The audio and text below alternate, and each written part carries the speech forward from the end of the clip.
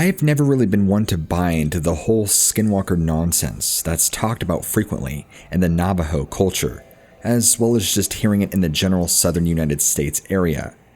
But I have something that genuinely happened to me that's really left me terrified. Let me explain this to you. I was driving in the later evening in southern Arizona, far away from any Indian reservation to my knowledge. This is one of the things that is a red flag in my head, because it just doesn't make any sense. I guess I realize that they're everywhere in this region and don't pertain to one specific reservation. So, I'm driving, and there's no other cars on the road at this time. It's getting pretty dusk, so the sun is setting. By the way, if you have ever been in Arizona during a sunset, it is absolutely gorgeous. Just saying. That's really the only positive side note to this entire story. I'm coming up to a bend in the road, or should I say a bend in the hill, when I go up it and over, and blocking the road up ahead is probably what I can make out to be around 6 or 7 coyotes, just sitting there in the middle of the road, facing my oncoming vehicle. What the hell? I whisper to myself. Why are there these coyotes sitting there in the middle of the road, blocking it? But as I pull closer, I realize something is horribly wrong. Not only are these coyotes much larger in size than your average coyote, but they all looked terrible. They were disfigured, emaciated. They looked like they had a terrible case of mange, and they all looked deformed. Before I even came to a stop, I got a bad feeling in the pit of my stomach, and I felt like I needed to turn around and leave in that instant. There is nobody else on this road, so of course all 6 or 7 of these things turn around and their attention towards me. That's what I noticed something even more unnerving. All of them have solid white eyes. No iris, no pupils, nothing. There was nothing animalistic about them, and that feeling in the pit of my stomach grew worse and worse each second that I sat in this situation. I hadn't even fully stopped the vehicle before I quickly swerved the vehicle in a 180 fashion and hauled out of there. I can't say for certain that this was a pack of skinwalkers, but I just find it very weird that you have a pack of 7 of them, all looking deformed and covered in mange and emaciated looking. Gosh, they looked so grotesque, and in a small group like that, there's no explaining it. When I pulled up to them, they all had their heads down, but still facing in my direction. And like I said, they all turned up to face me in unison.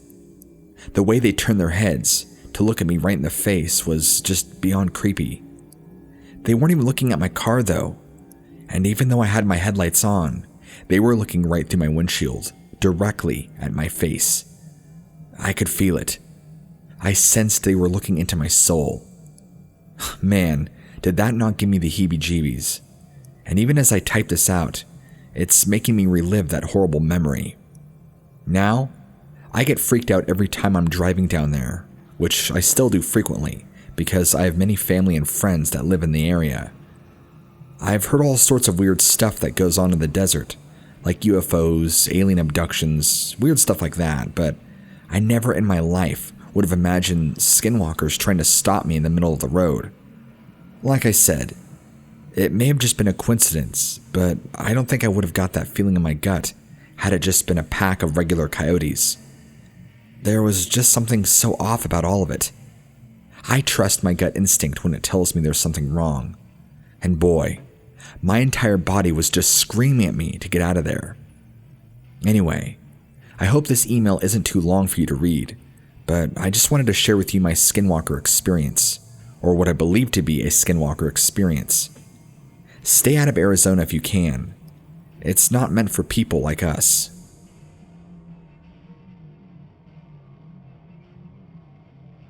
So, a couple of my family friends have some Navajo in them.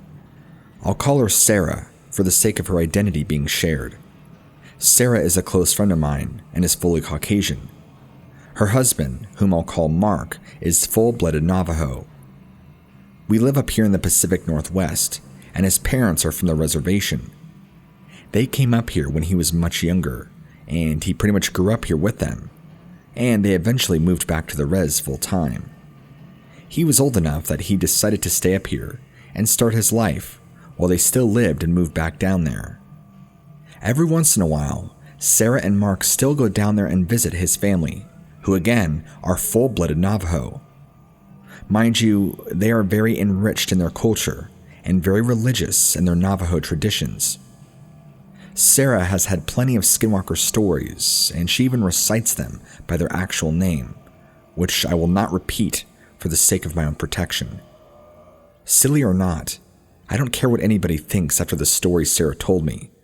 I don't want to be at the mercy of these things. Even though she has shared with me several, I'll recount to you one that really sticks out to me.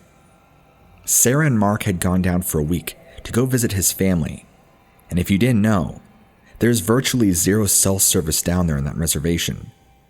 In fact, I think there's a special cell phone service that's meant just for the res. I digress. So, she's down there at night, smoking a cigarette, and her whole family is telling her that's a bad idea. If you throw the butt of the cigarette down, these things will come. I can't remember off the top of my head what Sarah did, but she attracted one of these things, because later on, when she went to bed, it came. It came up to the house, and she said that you could feel its energy approaching. She told me it was the most eerie, scary sensation she has ever felt. And this is a girl who grew up in a house filled with poltergeist. She said she fell into a sleep-like state, or trance, have you, and had horrible nightmares that this black, smoky vapor shape flew into her bedroom through the window and clung to her ceiling and took shape of a demon and terrorized her for the entire night. The very next morning, all of Mark's family was doing rituals and prayer to ward off this skinwalker that she had invited to come to the house, even though it was an accident. They take these situations very seriously because to them, a skinwalker isn't just some mysterious cryptid creature that walks up and terrorizes a random family. These things will hunt family members down and cause ill luck and misfortune to happen, even as far as casting spells on good people, making them sick and ruining their lives. They are dangerous beings of darkness. Sarah told me it's true. They are crawling all over the res, and you just have to be aware of the things you do and say to not draw them near. It's also very common for people just coming out of the reservation that are not familiar with tradition to accidentally attract these creatures and to bring bad luck and misfortune upon themselves in the process.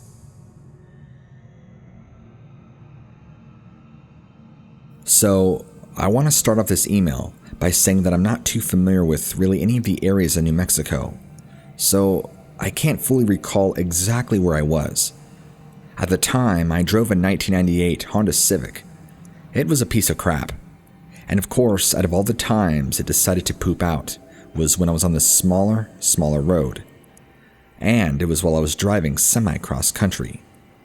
It was a hot day, so first the AC went out, then the car went out, and here I am, stuck in the New Mexico desert, and I have to walk my happy ass through a very small stretch of desert because the road I was on was leaving in the total opposite direction. Luckily for me though, I still had signal, and my GPS worked, so I figured I would just walk through a few miles through the small sections of desert to go run to the needed area to get help. Here's where things get weird. Off to my left was a small bluff that I did not notice right away, or at least noticed what was on it. I began to feel like I was being watched, and got a really uncomfortable feeling. I shake it off at first, thinking the heat in the sun is probably just getting to me, because I'm not used to this kind of heat. I'm looking around, and I happen to turn and notice this dark figure watching me from on top of this smaller bluff. I'm not terribly far away from it, so I can make out some details, although they are minor. It looked like a very slim, slender thing. A being in black, torn, tattered robes from what I can describe. Whoever or whatever it was had a large animal skull on top of their head, with horns. They were covered from head to toe in this black, dirty, tattered robe, so I couldn't exactly see who it was or what was watching me. But when I mean they were slender, I mean like really slender, stick thin.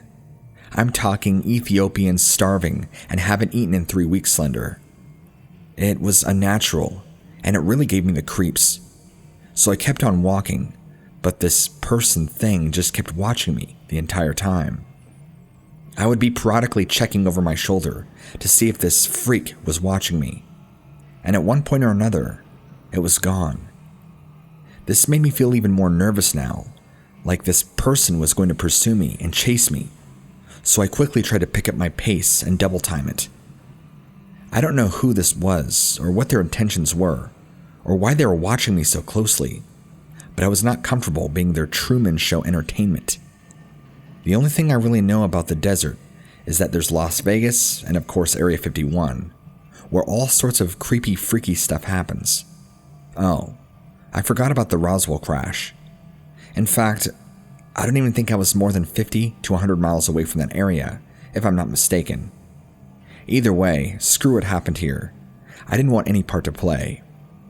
I eventually made it the 4-mile trek, and made it to where I needed to go get help for my Honda Civic.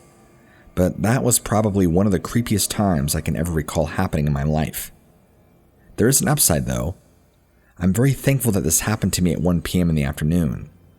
I can't imagine, nor do I even want to think about it, had this happened to me if it was after 10, or at night when it's totally pitch black outside.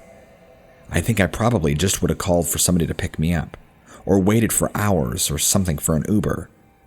I'm never walking through the desert at night, let alone during the day anymore. Especially after something like this is happening. You can count me out.